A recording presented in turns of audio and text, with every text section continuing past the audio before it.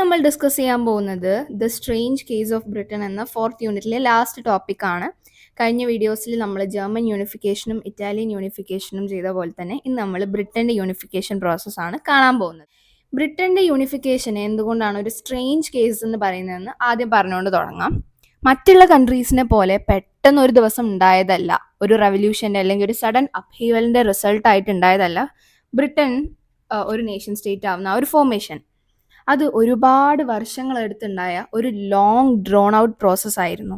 അത് ഒരുപാട് സെഞ്ച്വറീസ് എടുത്തിട്ടാണ് ഉണ്ടായത്. പെട്ടെന്ന് ഒരു വർഷത്തിലോ 2 വർഷത്തിലോ ഒന്നും അല്ല ഉണ്ടായത്. ഫോർ എക്സാമ്പിൾ, ഇറ്റലിയിൽ 1858 ആ ഒരു യൂണിഫിക്കേഷൻ പ്രോസസ്സ് സ്റ്റാർട്ട് ചെയ്തത്. 1859 നോർത്തേൺ ഇറ്റലി കീഴടക്കി ആൻഡ് 1860 സദേൺ ഇറ്റലി കീഴടക്കി. എന്നിട്ട് 1861 വിക്ടർ ഇമാനുവൽ സെക്കൻഡ് എന്തായി, റൂളറായി മാറി. പിന്നെ 1870 പാപ്പൽ സ്റ്റേറ്റ്സും കൂടി കീഴടക്കിയിട്ടുണ്ടായിരുന്നു എന്നാണ് നമ്മൾ പറഞ്ഞത്. അങ്ങനെ 1-2 വർഷം കൊണ്ടല്ല ബ്രിട്ടൻ യുണൈറ്റഡ് ആയതെന്ന് നമുക്ക് പറയാൻ പറ്റും. ബ്രിട്ടനിൽ മെയിൻലി 4 സബ് യൂണിറ്റ്സ് ആയിരുന്നു ഉണ്ടായിട്ടുണ്ടായിരുന്നത്. ദ ഗ്രേറ്റ് ബ്രിട്ടൻ എന്ന് പറയുന്ന ആ ഒരു രാജ്യം 4 രീതിയിലായിരുന്നു ഡിവൈഡഡ് ആയിട്ടുണ്ടായിരുന്നത്. ഒന്ന് ഇംഗ്ലണ്ടും, പിന്നെ സ്കോട്ട്ലൻഡ്, വെയിൽസ് ആൻഡ് അയർലൻഡ് ആയിരുന്നു ബ്രിട്ടൻ്റെ ആ 4 സബ് യൂണിറ്റ്സ്. ഇംഗ്ലണ്ടിലെ ആൾക്കാർ ഇംഗ്ലീഷ് സംസാരിക്കുമ്പോൾ സ്കോട്ട്ലൻഡിൽ സ്കോട്ടിഷും, വെയിൽസിൽ വെൽഷും ആൻഡ് അയർലൻഡിൽ ഐറിഷുമായിരുന്നു സംസാരിച്ചിട്ടുണ്ടായിരുന്നത്. അങ്ങനെയായിരുന്നു ഒരു എത്നിക് ഡൈവേഴ്സിറ്റി വന്നിട്ടുള്ളത്.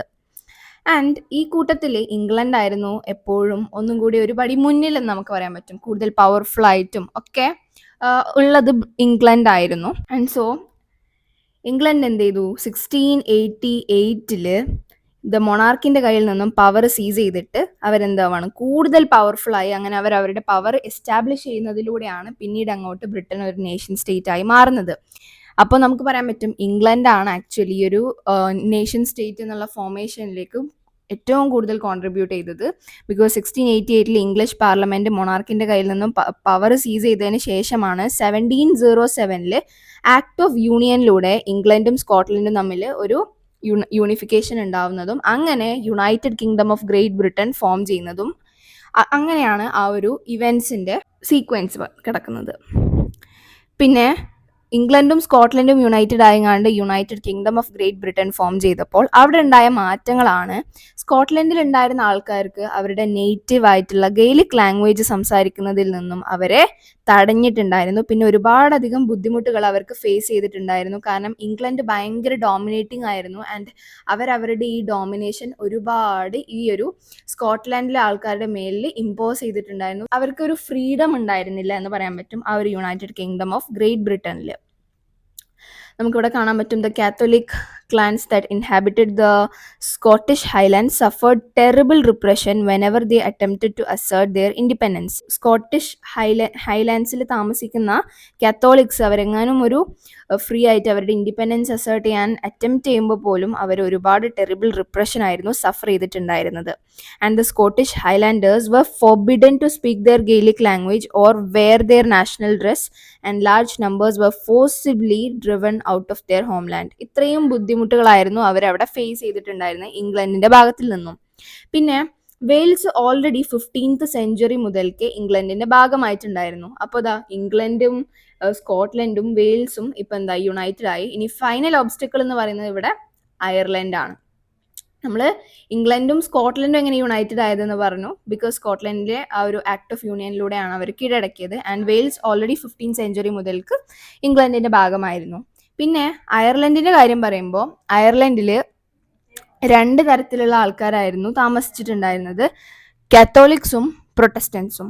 ആൻഡ് ഈ കാത്തോലിക്സിൻ്റെയും പ്രൊട്ടസ്റ്റൻസിൻ്റെയും ഇടയിൽ ഈ കാത്തോലിക്സ് ആയിരുന്നു കൂടുതൽ മെജോറിറ്റി ആയിട്ടുള്ള group and protestants were minority. അപ്പോൾ ഇംഗ്ലണ്ടുകാരെന്ത് ചെയ്തു, അവരുടെ ഒരു സ്ട്രാറ്റജി അവിടെ അപ്ലൈ ചെയ്തിട്ട് ഈ മൈനോറിറ്റി ഗ്രൂപ്പ് ആയിട്ടുള്ള പ്രൊട്ടസ്റ്റൻസിനെ അവർ പോയിങ്ങാണ്ട് എന്ത് ചെയ്തു, സപ്പോർട്ട് ചെയ്തു. ബിക്കോസ് ഈ ഒരു കാത്തോലിക്സും പ്രൊട്ടസ്റ്റൻസും ഒരു നല്ല റിലേഷനിലല്ലായിരുന്നു. അപ്പോൾ അവർ തമ്മിൽ നല്ല പ്രശ്നങ്ങൾ ഉണ്ടാകുന്ന സമയത്ത് ഇംഗ്ലണ്ട് അതായത് great kingdom of Great Britain പോയിട്ട് എന്ത് ചെയ്യാണ്, പ്രൊട്ടസ്റ്റൻസിനെ പോയിട്ട് സപ്പോർട്ട് ചെയ്യാണ്. അപ്പോൾ കാത്തോലിക്സ് ഭയങ്കര ഒഫൻഡഡ് ആയി.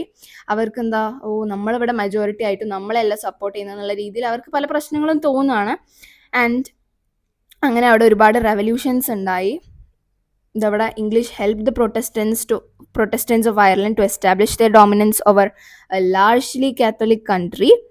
Catholics' revolts against British dominance were suppressed. After a failed revolt led by Wolfe and his United Irishmen in 1798, Ireland was forcibly incorporated with the United Kingdom in 1801. അതായത് അങ്ങനെ ഒരുപാട് revolutions ഉണ്ടായി എന്ന് പറഞ്ഞല്ലോ. അങ്ങനത്തെ ഒരു ഫെയിൽഡ് റെവല്യൂഷൻ ആയിരുന്നു വൂൾഫ്ടൺ and his United ഐറിഷ്മെൻ 1798 നടത്തിയത്. അതിൻ്റെ ആ ഒരു ഫെയിലിയറിന് ശേഷം അയർലൻഡ് എന്ത് ചെയ്യാണ്, ഈ യുണൈറ്റഡ് കിങ്ഡമിനായിട്ട് 1801 ഫോഴ്സിബിളി ഇൻകോപ്പറേറ്റ് ചെയ്യാണ്, അവർ പിടിച്ചെടുക്കുകയാണ് അയർലൻഡിനെ.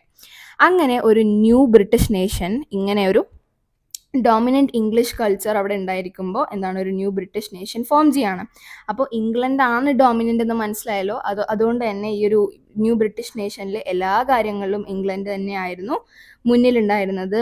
അവരുടെ സിമ്പിൾസ് ഓഫ് ന്യൂ ബ്രിട്ടൻ്റെ കാര്യം പറയുമ്പോൾ ബ്രിട്ടീഷ് ഫ്ലാഗ്, യൂണിയൻ ജാക്കും, national anthem God save our noble king and English language ആയിരുന്നു ആക്റ്റീവ്ലി പ്രൊമോട്ട് ചെയ്തിട്ടുണ്ടായിരുന്നത്. അപ്പോൾ ഇത്രയൊക്കെയാണ് നമ്മൾ ഈ ഒരു സ്ട്രേഞ്ച് കേസ് ഓഫ് ബ്രിട്ടനിൽ പറയുന്നത്. പിന്നെ ഇവിടെ തന്ന സൈഡിലെ ബോക്സ് ഞാൻ ഓൾറെഡി കഴിഞ്ഞ വീഡിയോയിൽ ഡിസ്കസ് ചെയ്തതാണ്, ഗുസെപ്പെ ഗരിബൽദിനെ കുറിച്ചിട്ട്. അപ്പോൾ നിങ്ങൾ ആ ഒരു വീഡിയോ കണ്ടാൽ മനസ്സിലാവും ഇതിൽ എന്താണ് ഏറ്റവും ഇമ്പോർട്ടൻ്റ് എന്ന്. ഇത് ആക്ച്വലി പാപ്പൽ സ്റ്റേറ്റ്സിനെ ഫോം ചെയ്യുന്ന ഒരു, പാപ്പൽ സ്റ്റേറ്റ്സ് സറണ്ടർ ചെയ്യുന്ന ഒരു കാര്യവും പിന്നെ ഗുസെപ്പെ ഗരിബൽദിൻ്റെ ലൈഫ് ഹിസ്റ്ററി ഒക്കെയാണ് ഇതിൽ പറഞ്ഞിട്ടുള്ളത്. അടുത്ത വീഡിയോയിൽ നമ്മൾ 5th യൂണിറ്റ് സ്റ്റാർട്ട് ചെയ്യുന്നതായിരിക്കും.